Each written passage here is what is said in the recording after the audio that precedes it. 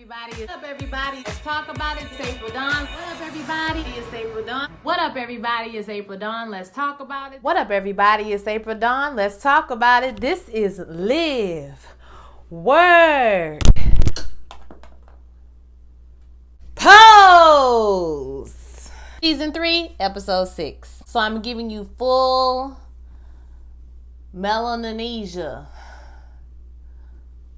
Black neck, okay? Like, it's really getting to this is the weird part of being pregnant, is that your whole body be 5 different colors. If y'all know, ladies, how to like blend some shit, like to make it look a little bit more less of a transition, to help us out, okay? I'm gonna keep it 100 with you, okay? The show was good. It was fabulous, honey. We had the wedding of our dreams, but we also had every cheesy moment that we could possibly come up with in one episode, all jammed together. And although I had fun watching the show, once again, it was the writing that was lacking for me. We rushed through a lot of things. We hopped over some shit. It was just like, okay, this is not the show I started off watching 2 years ago or 3 years ago. It's a different show now. Like I said, they're giving us very swooping, storylines and fairy tales, honey. Falsehoods and fallacies, okay? If we're just watching the show for the fashions and we're just watching to see our characters live out their dreams, which is also great to see, the fan service that we're getting paid, then the show is fantastic, okay? So I'm not going to break it down like every scene, because to be honest with you, I'm just kind of losing interest in it. But let's talk about the storylines of the different characters that happened this episode. Starting off with this one character who I didn't really get a lot of this season was Lulu. Lulu, we have a short 5-minute scene with her in this episode. Not even 5 minutes. It was her and her boyfriend, Jerome from the club. I think his name was Jerome. Jerome from the club, Jerome was one of them. And, they get into an argument because Electra apparently has got them a place, and he seems to be upset about that. And then he just pull out the crack pipe and start doing crack. I said, child, what is going on? We in the 90s now, damn it. It ain't the 80s no more. Everybody know the effects of crack. You still doing crack in 1994? He argues with him and tells him, she throw the crack pipe and she trying to stop this habit. And if he can't get with her, then he needs to be gone, honey. He got his shit, baby. He left. Okay, and that was it. So we are to assume that, she's been in rehab. I guess she must have took Electra up on her rehab. She has a coin. I don't know how long she had been clean for. I think it was like a week or two or something like at that time. But a month or whatever, the coin she had, because that's the same coin she gave at the end. So it was a month coin. And that was it. So we heard she had a boyfriend. We saw him one time, and that was pretty it. Now, did I expect them to do a whole episode on Lulu? No. But I just thought that they would, like I said, they needed some more episodes to flesh it out just a little bit more. It was kind of like she talked about it. Okay, y'all good. Y'all seen him. You see a scene. Boom. That's the end of him and their relationship. And apparently she's doing better now. She's in recovery. Okay, she's trying to get her sobriety together. So shout outs to Lulu. Another big character we saw some things really happening for in this episode is Pray Tell. So Pray Tell is going blind in one eye. He is at the doctor's office and they tell him this is usually the beginning of the end, and you should start preparing. He's like, no, hell no, because y'all told me 6 months ago I was going to be dead, and I've been alive for a long time. So we are to assume that 6 to 7 months has passed by, at least 6 months. And he's still alive. So he's going to live his life, honey. He's going to live. Okay. Shout out to my LGBTQIA plus community. It's Pride Month. Happy Pride Month, guys. I love you guys. You guys are amazing. Enjoy your month. Wear your rainbow colors, honey. I might even jump in the rainbow myself, because I like to hang out with the LGBTQIA plus community. Anytime I can, baby, we be having a good old time. So he's going to live his life. He's going to live it to the fullest. Live it to every last drop of it. Is gone. You understand? So he not paying their ass no attention. He finna go on about his business. So he just started wearing shades all the time. And then we can see that later on in the episode, we see that he designs Blanca's mother of the bride dress. I didn't really like the dress was pretty, but I didn't like the shawl thing he was putting on the top. I was like, you hiding all the goodness of the dress. Like, I don't know. I understand why you need a shawl, but I just didn't like the color of the shawl, and I didn't like the way that he had it pinned and draped. I didn't care for that. But the dress was beautiful. And like I said, it's for Blanca's mother, the bride. He tells her about how he wanted to open a fashion house. That wasn't the only, reason he moved to New York was his sexuality. He had goals and dreams and things of this nature. He, gives him an inspirational speech. One of the many. She gives this episode about, just because he didn't have a fashion house and he wasn't on New York and Milan's, fashion week, honey, and the runways, his art didn't mean anything. It definitely meant something to everybody and all the creations. That he's a legendary in ballroom, ballroom, because he says a comment about ballroom has moved on, and I think about me or whatever. But when you ballroom, am I not mistaken, if you like legendary ballroom, or what they call them, legendary, right? People are going to remember you. Like, people are going to remember you over the years. Whether you're active or not, they're still going to remember who you are because you made an impact on the ballroom scene. So that's basically what she's trying to tell him. You changed so many lives. Like, you are ballroom. You are a part of all of this or whatever. So, that kind of lifts him up in the moment. Later on in the episode, he has to talk to the guys at the wedding, and we find out that, because a homeboy was there, Chubby Lamar. What's his name, y'all, with the cut? He was there, and, they've squashed their beef. They, said that one line. That's it. All this beef they had, at the beginning of the season. Apparently, all that's gone. They have squashed their beef. They put all these things beside them. And Ricky is like, hey, yo, what's going on with the shades, bro? Like, why you got shades on all the time? And he has the same conversation with Blanca, too, early in the episode when he tells her. He takes it off. He tells them, he's starting to go blind. Everybody like, oh, shit. Like it's really happening. He could be gone or whatever. But, he gives them another inspirational speech. We had several inspirational speeches this episode, okay? And I want to say, pray tell, maybe dying next week or, something big is happening. So it was glad that we got those moments with him and we got his episode and everything. We see at the beginning of the episode that Poppy is taking care of his little boy. He's giving him life lessons and teaching him all about little things. And the little boy they got to play, Beto, is so cute. He is the cutest. He literally looks like he could be this man's son or whatever. But Angel is still at Blanca's house because she says she don't want to be taking care of nobody damn child, okay? She wanted to get married, girl. She didn't want to be nobody mama. Blanca, me, everybody else is looking at her like, girl, you are a selfish, self-serving ass bitch, okay? So then we go with Angel on this journey that she goes to talk to her father, and her father owns like a pizza place, something like that, bodega, something, some type of sandwich place, little restaurant situation he got going on. And apparently she's been sending him money even when she was working at the Piers. Her daddy don't want to be bothered with her, or he don't want people to know that, she's a boy because somebody said, oh, your daughter, I didn't know you had a daughter, I thought you only had a son. So he's uncomfortable with that whole idea, and he takes her money, but he doesn't want her to come by. You can tell that he don't want her to come by, and he's talking to her, and the only time he acknowledged her being a female or was even pleasant was when another woman complimented her and it was like, oh my gosh, she's so beautiful, wow, you have a beautiful daughter. He kind of like nodded his head and he acknowledged it. But she told him that she was getting married, and he told her, how that worked with two dudes or whatever, like, and she was like, I'm a woman. And she snapped on him, which I don't blame her, because that was insensitive. And basically he was like, no, I'm not finna come down there. This is not right. And, I'm not coming down there. And she goes into this speech about how she had to buy his love. And, she have a man that's been there for her. Okay, that she don't have to give money to love. That's been there with her through everything that she has gone through and will be there for her, which is my nigga, Poppy. Stop playing with Poppy like you're stupid. She give him a hug and say, thank you for helping me realize I screwed up. So she goes to him. She goes in the house. The baby's in the house.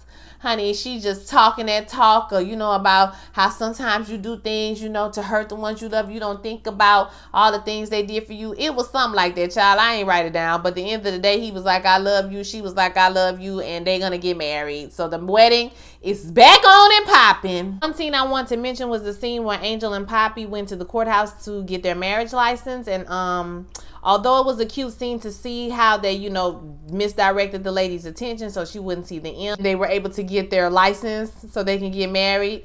I thought it was slightly unrealistic because, first of all, you still defrauding a legal document. You are not legally considered a female as of yet, right? So if I'm mistaken, y'all let me know, lawyers, in the comments. So you still like lying on a document. You know what I'm saying? So, okay. And number two, them rude ass people that work for the city and all that stuff downtown, during that times, it was very much illegal. So you would be going to jail. You'll be in trouble. The lady who filled out the paperwork would be in trouble and everything. You think they ain't looking for that M? You crazy. Okay? I get what they was trying to do. But at the end of the day, the marriage still ain't legal because it's not legal. Okay? So I was just like, okay. This was cute to watch him, you know, finesse this woman into not realizing what she was doing. But hell, she still would get in trouble if somebody found out, which hopefully nobody will never find out. But you know, you just never know. They run around telling everybody they married. You having this big ass wedding at this place. Like, girl, I just was like, okay, y'all. Okay, this, like I said, it was a show for moments. We can see that the wedding is going to happen. It's great. There's nothing that, you know, other shoe. I kept kind of waiting for the other shoe to drop in this episode, but it never did. It was a fairy tale, honey. And so we get to the day of the wedding. Everybody's looking good. You know, the guys are drinking and doing their cigar thing. And the ladies are getting ready in the room. And we see everybody in their robes. The robes are looking so beautiful. And all the girls give her, you know, her something old, something new, something borrowed, and something blue. And she gets her something borrowed was the hammer, if I'm not mistaken, that was belonged to Candy. It was wrapped in like a Tiffany blue ribbon. And you know, then we see Ghost Candy playing the piano, and this, and I was like, we're heading into the land of cheesiness. Although it was nice to see Miss Ross, okay, although it was nice to see her, I was like, okay, let me not watch this with my cynical eye, with my sarcastic eye, because I was like, she playing the piano. When did we ever see Candy playing the piano? Like, why was she playing the piano? I don't understand. Before that, I think we saw Cubby before that. So we saw Ghost Cubby. He came out with the men. They were doing a toast. And so we saw Ghost Cubby, honey. He gets off the elevator, and I was like, okay. If y'all follow me on Instagram, you saw what I put in my story that night. I was like, this is what we about to do. okay. I was like, okay. So Ghost Cubby comes out. Baby Cubby was looking good from the head to the toe in his pure white. Hello, shout out to Zeta Phi Beta Sorority Incorporated, because he had pure white on, honey, from the head to the toe, from the foot to the hair. You hear me? From the skin to the outfit. So he was white all over, baby, and he did the ghost toast. And he got his ass back on the elevator and went on back to glory. Okay. That's when we saw the girls and they do their thing. And then, you know, we all saw, you know, Blanca gave her the mama's cookbook. She got a fur coat from Electra, a mink coat or whatever. And then, like I said, something old, something new, and then it was something borrowed. Child, I can't remember. The borrowed was from, we didn't get the something blue. Oh, well, I guess we got the borrowed and the something blue together from Candy. And she walks in the other room, and like I said, Ghost Candy turns around from playing the piano like Elton John. Like, y'all are doing, I was like, all right. Okay, okay. Candy turns around and she's like, I can't take this. And she's like, girl, you better take this, girl. And if that nigga acts stupid, you just bop him upside his head, bitch. Okay, and let him know that Candy don't play that, honey. And I was like, y'all, it's giving Pam Grier. Okay, it's giving Pam Grier for me. Show enough. I was like, okay, we're heading down the land of cheesiness. It's getting cheesy. It's getting kind of cheesy. And then we got to the wedding. Okay, so we had Ghost Cubby, we had Ghost Candy, and now we're at the wedding. So the wedding starts, and you know, everybody comes down the aisle in their wedding dresses. They were fabulous. Everybody looks good, honey. Everybody looks good. And so Angel comes out in her dress, and baby, when I tell you, Angel did the longest vows. I was like, girl, you better tell your whole life story. I was like, I'm ready for this show to go off. I can't take this anymore. It was Baby, it was everything cheesy you could think of. And I know y'all was crying, but I was laughing. Okay? The only time I cried on this episode was at the beginning when Pray Tell was crying. I was like, Lord Jesus. I started crying. Like, that was a good scene. But at the end of the episode, y'all, the whole wedding, I just laughed because I just thought it was just so funny. Like, it was so cheesy. And then when he started to do his vows and he was reading his vows, and then he was like, I can't do this.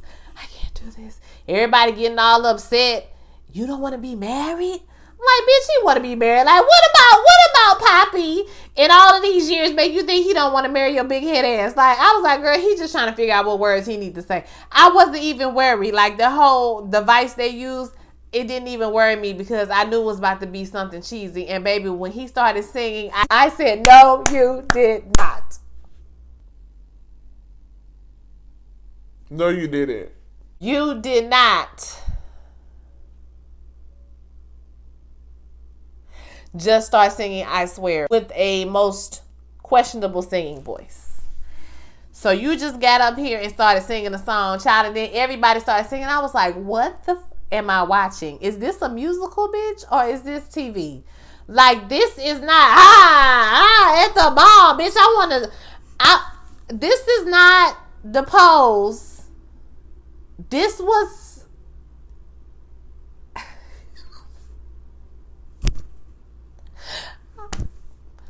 I'm trying to figure out the right words to say, okay? Because I know there are some of you who love this episode who probably thought it was everything and Emmy worthy and were crying over the episode. But I, for one, I was just like, this is too much. It's too much. It was too much. And I know whatever they're going to show us next week is going to be too much as well. It's going to be a whole lot of shit shoved in one episode. And y'all are damn wrong for not giving us 10 episodes. Okay, I thought that it was beautiful. The wedding was beautiful. Let me just state that. What he sang, it was sweet, but it was also extremely cheesy. Okay, extremely cheesy. Even though I Swear was the jam, I'm just letting y'all know this is extremely fucking cheesy. And I was like, this is a lot. Let me know your thoughts. What did you think about this wedding? Did you think it was perfection, or were you like laughing because you're a sarcastic cynic like myself? This shit is too much.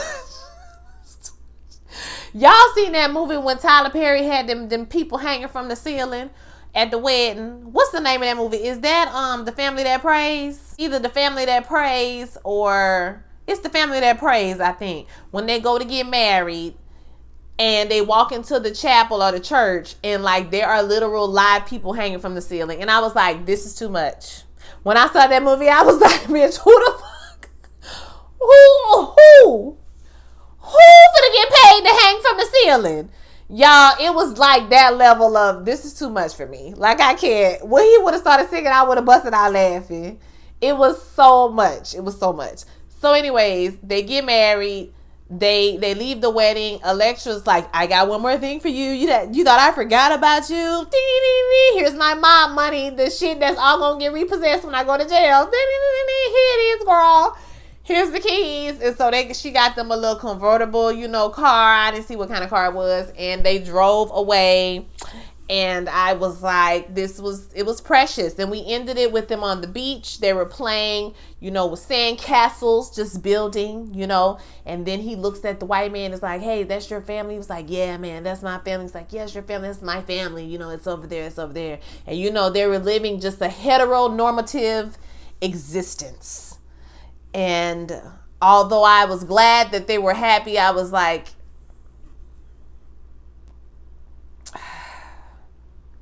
like I said, I thought the wedding was beautiful. Okay, y'all can see I'm trying. Okay, I'm searching. Overall with this season, like I said, I just feel like it was just rushed. I could have dealt with these big moments if we had 10 episodes. They needed 3 more episodes for sure, because I don't know what next week is going to bring. It's going to have to bring a whole lot of shit to tie up everybody's storyline. It's going to be just poignant moment after poignant moment, bitch. You're going to be just sobbing the whole episode. It's a lot. It's a lot of theatricalness and packed into 42 minutes. You know what I'm saying? So, or an hour. I liked it, but it just, the writing. It's the writing for me. Okay? It's the writing for me. I'm just going to be honest with you guys. So, Like I said, visually a great episode. Music wise, fantastic episode. Closing up in big moments, fantastic episode. So I want to hear what you guys' thoughts are about this episode. Do you feel like me? Were you looking with your cynical eye, or were you just caught up in the rapture and just enjoying the ride? That's what I'm going to try to do for this last episode. I'm just going to enjoy the ride. I'm going to put my reality ears, in the other room. Okay, I'm gonna leave my reality eyes in the other room. I'm just gonna look with my fairy tale eyes like I'm watching a Disney movie, because it's giving Disney fairy tale at this point. So, and that might not necessarily be a bad thing. So I want to hear your thoughts about this episode. Don't forget to like, comment, and subscribe, and I will holler at you guys next week. Peace.